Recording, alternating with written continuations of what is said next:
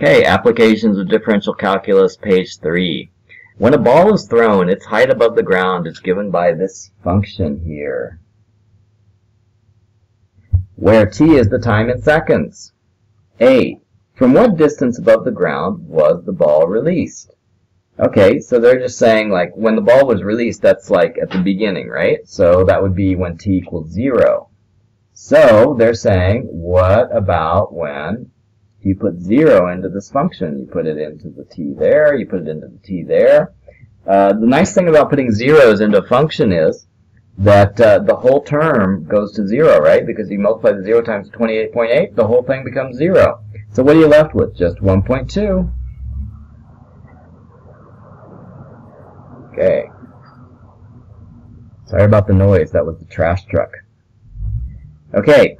Find s dash t and state what it represents. Okay, s dash t, that means the derivative of s of t.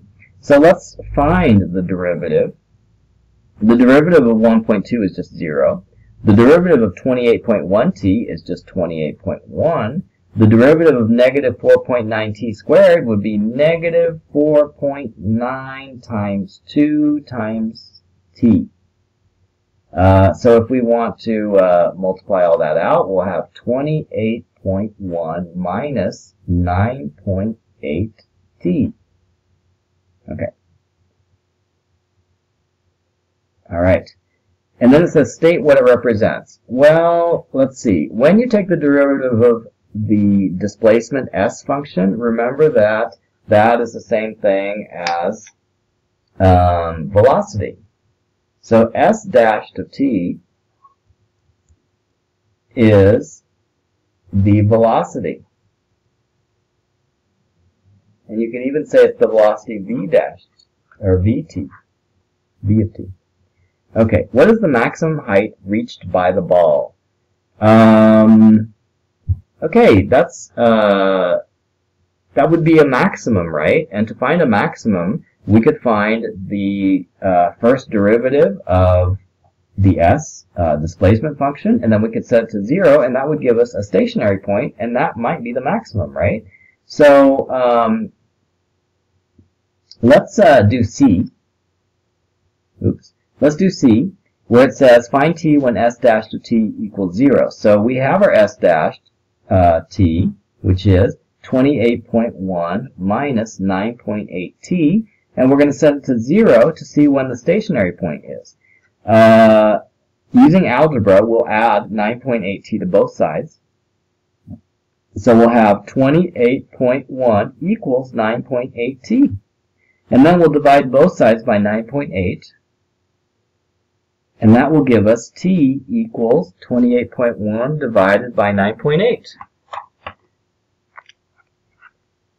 28.1 divided by 9.8. 2.87. 2.87. Okay, so that's the value for t. That is a stationary point. So at t equals 2.87, we're going to have a stationary point, or we're going to have the velocity equal to 0. Okay, so that is the significance of t equals 2.87. Now, how can, and like the next question says, what is the maximum height reached by the ball? It might be t equals 2.87's displacement. But how do we figure that out? Well, we need to figure out if t equals 2.87 is a stationary point that's a maximum or a minimum or an inflection point or whatever. So to do that, we could take the second derivative of s and get negative 9.8, right? So negative, so it's concave down. So the concavity is concave down, so that means that the stationary point t equals 2.87 is a maximum. Okay, and so we can take the 2.87, and to answer the question in D, which is what is the maximum height reached by the ball, all we need to do is take the 2.87 and put it into the equation S, and I did that here. Do you see I did that? I typed it into the calculator here, 1.2 plus 28.1 times 2.87 minus 4.9 times 2.87 squared, and the answer is 41.5. So, the maximum height reached by the ball is 41.5. Okay. So this part was C, and this part was D. And then E, find the ball's speed when released. So the ball's speed when released would be at time equals 0. So part E would be velocity at time equals 0, which is equal to S dashed at time equals 0, which is equal to, and we could take this expression here, and it's 28.1 minus 9.8 t. T is 0, so it will be 28.1 only. Okay. And that part 2 would be, oh, what is it at time equals 2? So again, we're going to take this equation here, and we're going to take the velocity at time equals 2, which is S dashed at time equals 2, which would be 28.1 minus 9.8 times 2. And what would that be equal to? On the offline calculator, it says 9.8 times, oops, so 9.8 times 2, 19.6, 28.1. Okay, so 8.5. The answer is 8.5. And these velocities are all meters per second, meters per second. So that was part 2. Part 3 says, what about at t equals 5 seconds? So the velocity at t equals 5 is equal to 28.1 minus 9.8 times 5. 9.8 times 5.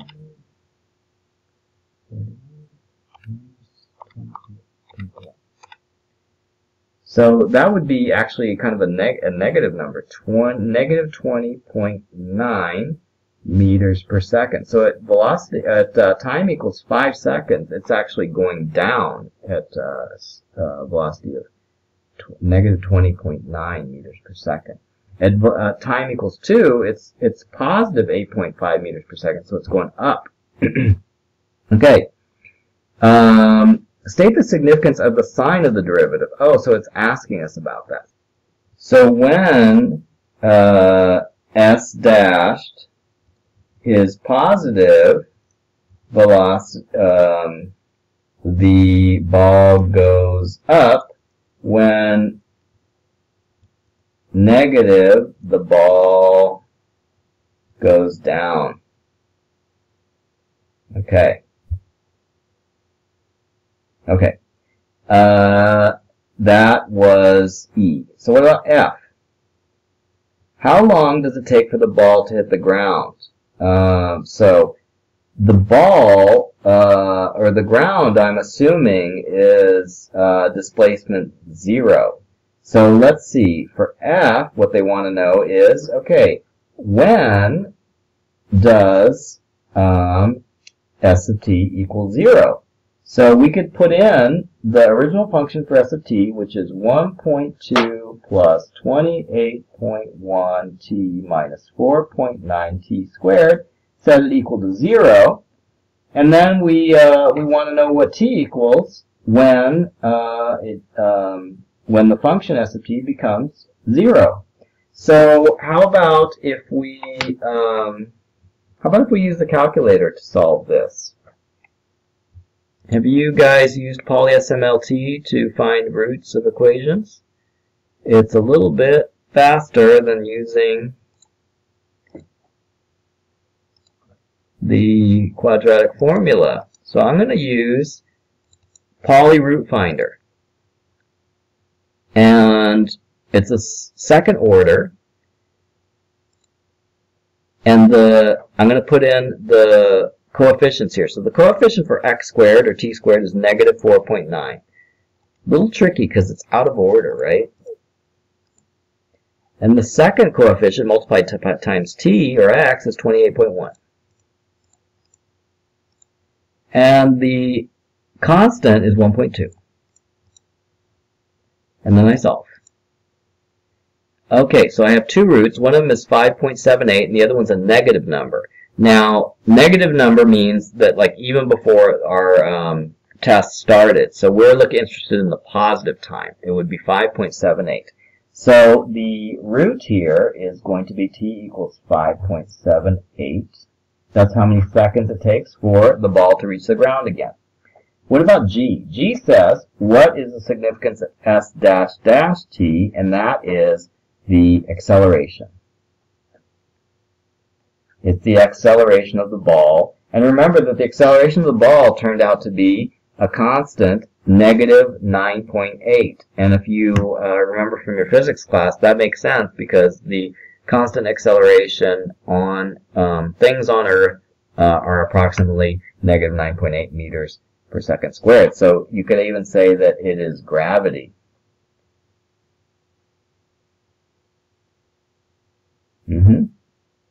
Equals negative 9.8 meters per second squared. And remember, the negative means in the downward direction.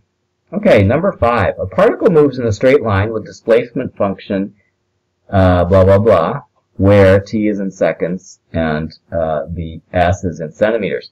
Find the velocity and acceleration functions for the particle's motion. Okay, so let's see.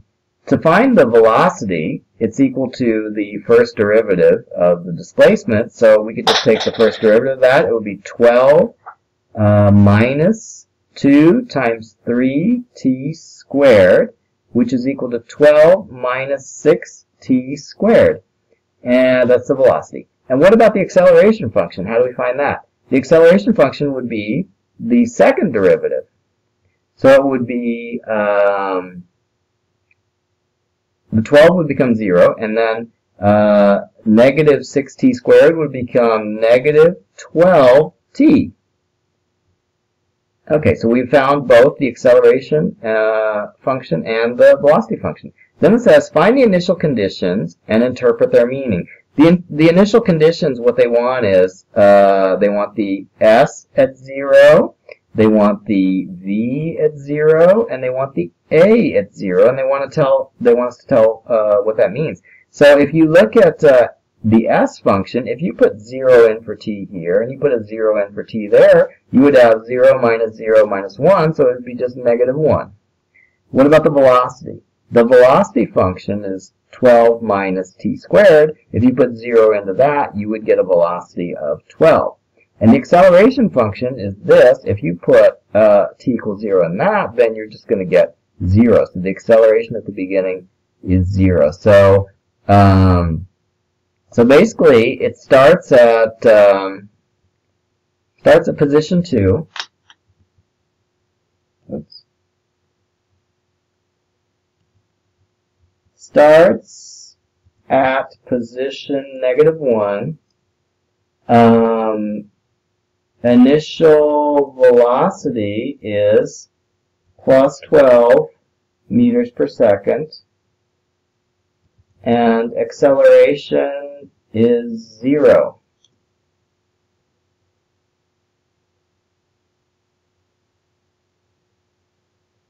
Okay.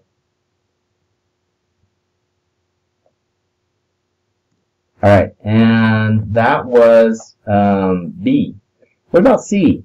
Find the times and positions when the particle reverses direction. Okay, so that would be any time the velocity goes from being positive to negative. So we could use the velocity function, which is 12 minus 6t squared, and figure out when that goes from being positive to negative. Let's see, we could do a sign diagram or something like that, right? So velocity equals 12 minus 6t squared. Let's factor out a 6. We get 2 minus t squared. And that is equal to, we could factor that. We'll get square root of 2 minus t times square root of 2 plus t. Okay? And so when the particle reverses directions, go back and look at that chart of helpful hints describing, you know, what word problem terms mean in terms of physics. And we know that reversing direction is a code word for velocity equals 0. So when is the velocity equal to 0? We can set this equal to 0. And the two times that this becomes 0 is when t is equal to negative square root of 2 and when t is equal to positive square root of 2. And remember, negative time we're not really interested in because that was even before the experiment started. We can eliminate that one. So we're left with positive square root of 2. So that is the time when the velocity momentarily becomes 0 and the particle is reversing direction. Now what position is that? So we could put, to find the position, we could, because they want to know the position, right? We'll put s, and then we'll plug in square root of 2 in for s. And so that would be 12 square root of 2 minus 2 times square root of 2 cubed. So that would be, wow, square root of 2 cubed minus 1. And why don't we calculate to see what that's equal to? We're going to have to use the calculator for that. Okay, so I'm going to use the calculator to figure out what the position is at time equals square root of 2. It's going to be 12 times square root of 2 minus 2 times square root of 2 cubed minus 1. And so the square root of 2 is actually equal to 1.414. So I put 12 times 1.414 minus 2 times 1.41 cubed minus 1. Let's see what we get. We get 10.3.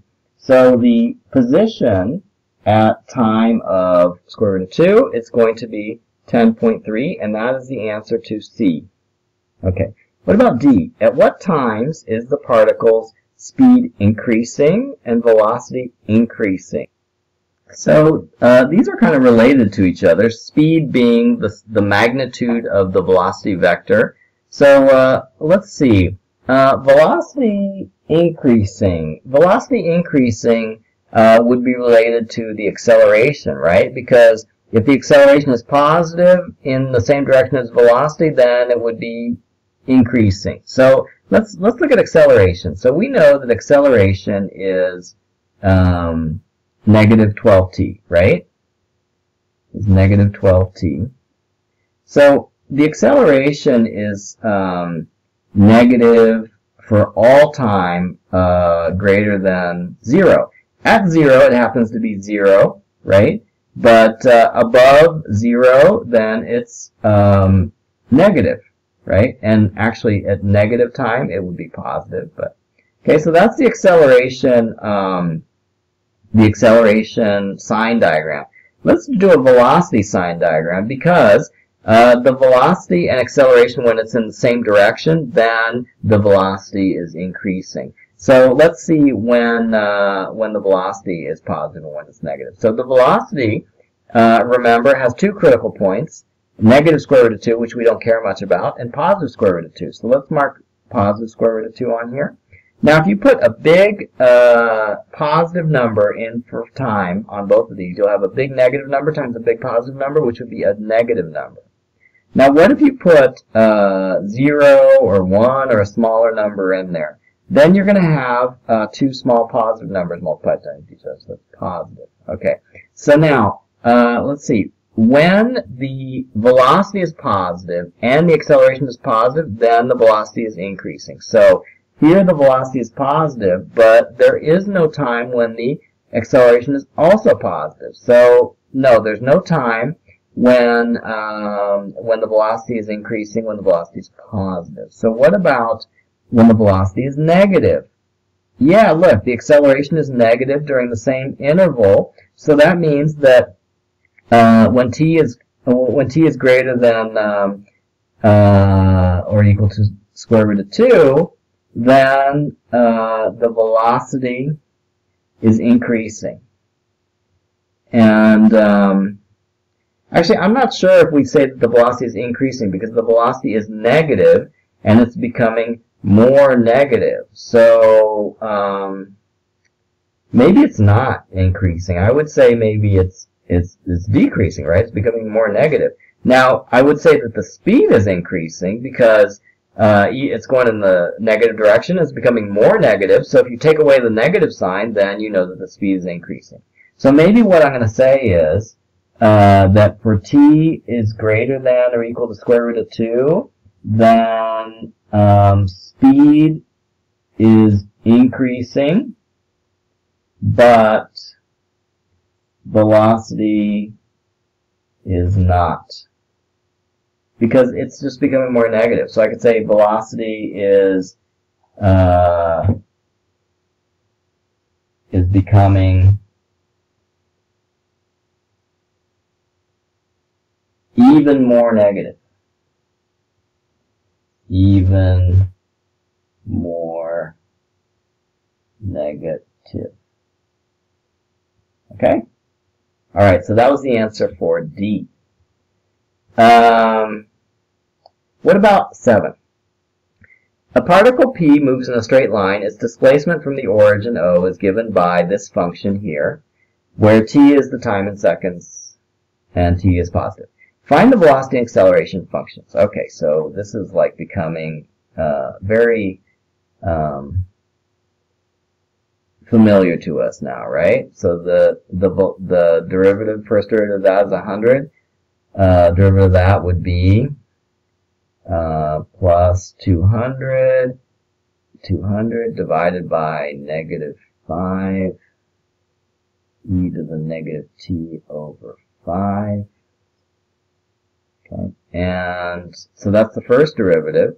I'm going to simplify that. So I'm going to have 100. 200 divided by 5 is about 40. So negative 40 e to the negative t divided by 5. And let's see. Oh, and now we're going to take the second derivative, find the acceleration function. So it's going to be 0. This is going to be 0, and this one is going to be negative 40 divided by negative 5 e to the negative t over 5 is equal to negative 40 divided by negative 5 is positive 8, and e to the negative t over 5. Okay. Alright, so now we have the velocity and acceleration functions defined. Find the initial position, velocity, and acceleration of P. So now we just need to find, so this was A, and B would be S of 0, S dashed of 0, and S double dashed of 0. So S of 0, now this would be 0, and this would be e to the 0, and whenever you have any number to the 0, it's 1, so your number is going to be 200 here. S of 0 is equal to 200 centimeters.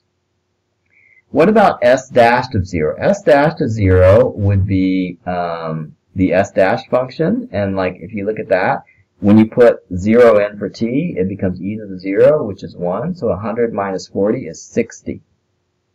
So S dash of 0 would be 60 meters per second. S double dashed of 0, we'll take a look at that. So we have 8, blah, blah, blah, and so if we put 0 in for t there, we're going to have 1, so it would just be 8. 8 meters per second squared. Okay. So that was the initial position, velocity, acceleration of P. So that was B. Now C. Discuss the velocity of P as t goes to infinity. So let's look at the velocity equation. The velocity equation is going to be S dashed, and it's going to be 100 minus 40 e to the negative t over 5. Now, if you put infinity in for t, then that would be e to the negative huge number. E to the negative huge number is 1 over e to the huge number, x being a huge number, and that would just be 1 over a huge number, which is the same thing as 0. So the e to the negative t over 5, when you put infinity in there, it's going to be 0. And so then you would just get, when t goes to infinity, you would get S dashed equals 100.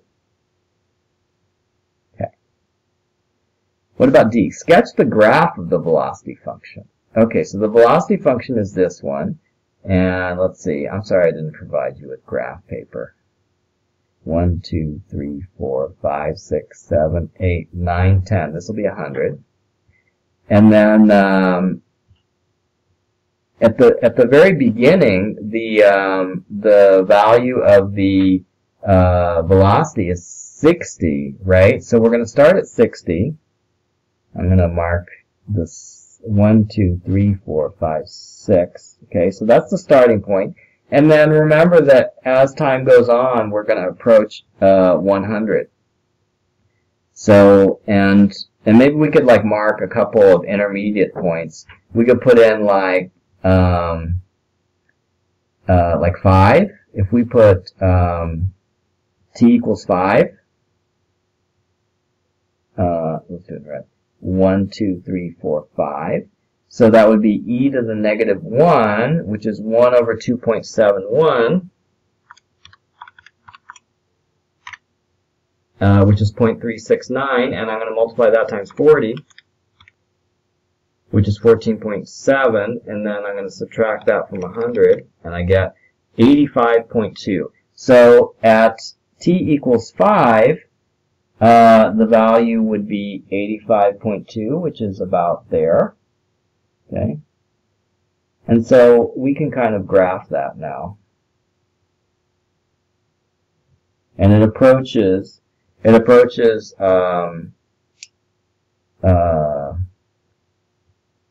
s dash equals 100, right? And this is s dash, right? Yes. Okay. So we sketched the graph of the velocity function. Find when the velocity of p is 80 per second. 80 per second. Okay. So that would be e. So when is s dashed equal 100 minus 40 times e to the negative t divided by 5?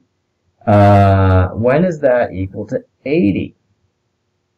So let's rearrange this.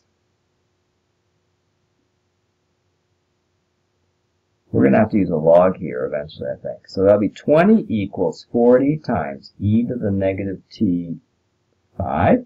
And that will be 0.5. We're going to divide both sides by 40, and we're going to get e to the negative t divided by 5. And then we could take the natural log of both sides. Natural log of 0.5 is equal to negative t over 5. And let's use the calculator here, and we'll see that natural log of 0.5 is negative 0.693.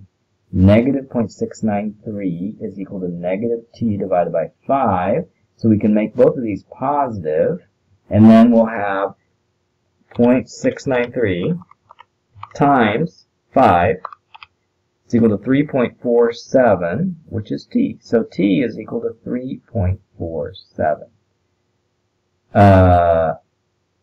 So find when the velocity of p is 80 centimeters per second. It is when t is equal to 3.47 seconds. Okay.